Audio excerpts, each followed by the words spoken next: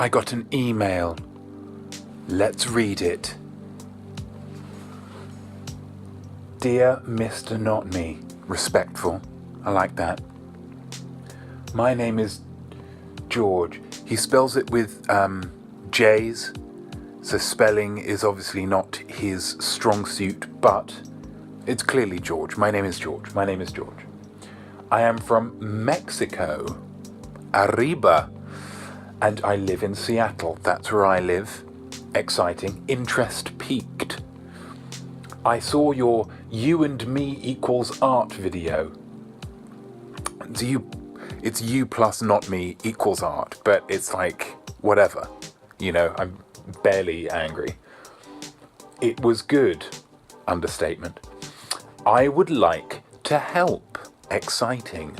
I love film. Who doesn't? My favourite film is something Spanish. Can I help? ? George. Shall we go and meet George? Yes. Let's go and meet George.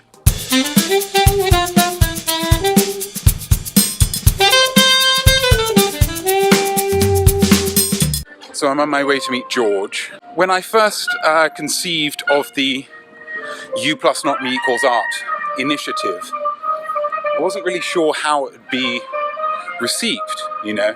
I didn't know whether people would truly appreciate the monumental opportunity that I was placing in front of them by getting a chance to collaborate with me. And for the most part, they haven't. My calls for submissions, or requests, or whatever you'd like to call it, have been largely ignored. It's always very easy to focus on the negatives and can be quite profitable from an artistic standpoint. A lot of the finest creators in the world are truly miserable people.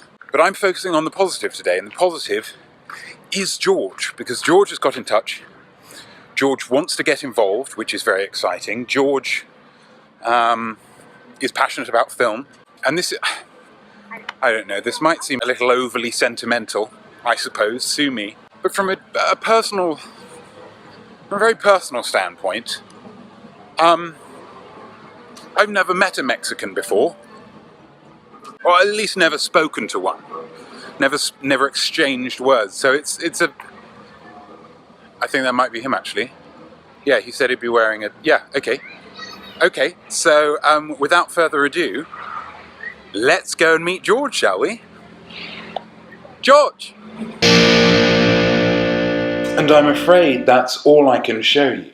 What seemed to be the perfect situation became soured by George's dishonesty.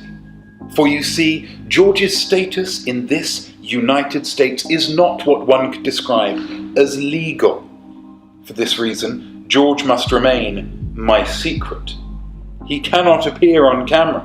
Anytime he would appear on camera, I will either cut away or cut entirely. Even blurring him would be too risky.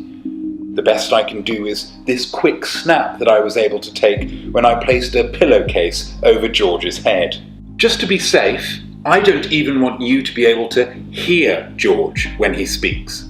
So to that end, anytime George does speak, which will be as little as possible, I will bleep it out. But to be more sensitive to George's Mexicanity, and so you know that it's not just somebody else saying a swear word like or head, I will dub his voice over with something more culturally sensitive. George, would you say something please so that we can demonstrate? Culturally sensitive. But the worst thing about George, the absolute worst thing, is that he has a family in Mexico who need money.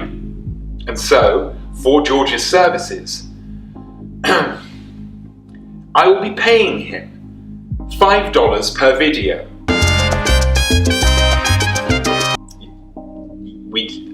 Yes, I did say 10 initially, because I was testing. I could do 8. Fine, 10. But that means that you won't be helping out on any mini-vids. Don't be expecting any sweet mini-vid. They're only a minute long. I'm not gonna So he won't be helping me out on every video, but having a cameraman totally increases the scope of what I can achieve art-wise. So keep your eyes peeled in the near future for some incredibler video content from George and me. But mostly me.